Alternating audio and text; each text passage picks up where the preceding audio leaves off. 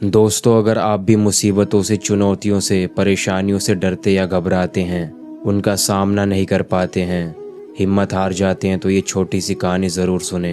ये महाभारत की कहानी आपको चुनौतियों का सामना करने की हिम्मत देगी।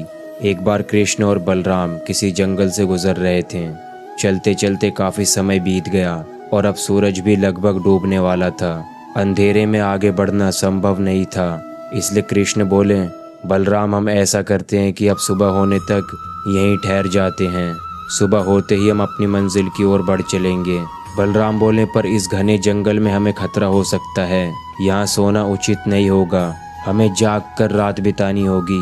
कृष्ण बोले, हम ऐसा करते हैं कि पहले मैं सोता हूँ और तब तक तुम पहरा देते रहो, और फिर जैसे ही तुम्हें नींद आने लग जाए तुम मुझे जगा देना, तब मैं पहरा दूंगा और तुम सो जाना। बलराम तैयार हो गए। कुछ ही पलों में कृष्ण गहरी नींद में सो गए और तभी बलराम को एक भयानक आकृति उनकी ओर आती दिखी। वो कोई राक्षस था। राक्षस उन्हें देखते ही जोर से चीखा और बलराम बुरी तरह डर गए। इस घटना का एक विचित्र असर हुआ। भय के कारण बलराम का आकार कुछ छोटा हो गया और राक्षस और विशाल हो गया। उसके बाद राक्षस एक और बार चीखा और बलराम डरकर कांप उठे। अब बलराम और भी सिकुड़ गए और राक्षस पहले से भी बड़ा हो गया। राक्षस धीरे धीरे बलराम की ओर बढ़ने लगा। बलराम पहले से ही भयभीत थे और उस विशालकाय राक्षस को अपनी ओर आता देख जोर से चीख पड़े और चीखते ही वहीं मूर्छित होकर गिर पड़े। बलराम की आवाज़ सुनकर कृष्ण उठे। बलराम को वहां देख उन्होंने सोचा कि बलराम पहरा देते देते थक गए हैं और सोने से पहले उन्होंने आवाज़ दे दी। अब कृष्ण पहरा देने लगे। कुछ देर बाद वही राक्षस उनके सामने आया और जोर से चीखा।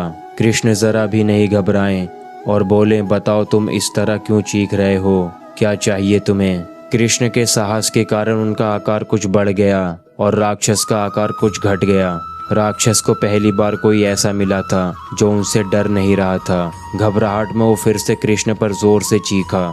इस बार भी कृष्ण नहीं डरे और उनका आकार और भी बड़ा हो गया, जबकि राक्षस पहले से भी छोटा हो गया। एक आखिरी प्रयास में राक्षस पूरी ताकत से चीखा, पर कृष्ण मुस्कुरा उठे और फिर से बोले, बताओ तो क्या चाहिए तुम्हें? फिर क्या था, राक्षस सिकुड़कर बिल्कुल छोटा हो गया और कृष्ण ने उसे हथेली में लेकर अपनी धोती में बांध लिया और फिर कमर में खोस कर रख लिया। कुछ ही देर में सुबह हो गई। कृष्ण ने बलराम को उठाया और आगे बढ़ने के लिए कहा। वह धीरे धीरे आगे बढ़ने लगे। तभी बलराम उत्तेजित होते हुए बोले, पता है कल रात में क्या हुआ था? एक भयानक राक्षस हमें मारने आया था। कृष्ण बोले, रुको रुको। बलराम को बीच में ही टोकते हुए कृष्ण ने अपनी धोती में बंधा राक्षस निकाला और बलराम को दिखाते हुए बोले, कहीं तुम इसकी बात तो नहीं कर रहे हो?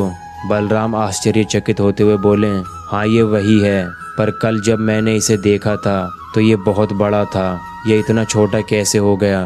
कृष्ण बोले, जब जीवन में तुम किसी ऐसी चीज से बचने की कोशिश करते हो जिसका तुम्हें सामना करना चाहिए, तो वो तुमसे बड़ी हो जाती है और तुम पर नियंत्रण करने लगती है। लेकिन जब तुम उस चीज का सामना करते हो जिसका सामना तुम्हें करना चाहिए, तो तुम उससे बड़े हो जाते हो और उसे नियंत्रित करने लगते हो। दोस्तों, हमारी ज़िंदगी में भी इसी राक्षस की तरह चुनौतियाँ और परेशानियाँ आती हैं और हम भी डर जाते हैं, पर हमें डरने के बजाय उनका सामना करना चाहिए ताकि हम इन पर काबू पा सकें। इस प्रकार चुनौतियों का डटकर सामना करने से वो छोटी हो जाएंगी, जिससे हम आसानी से उन पर नियंत्रण कर सकते हैं और सफल हो सकते हैं। दोस्तों, महाभारत की ये कहानी कैसी लगी हमें कमेंट करके ज़रूर बताएं और वीडियो को लाइक करके चैनल को सब्सक्राइब कर लें।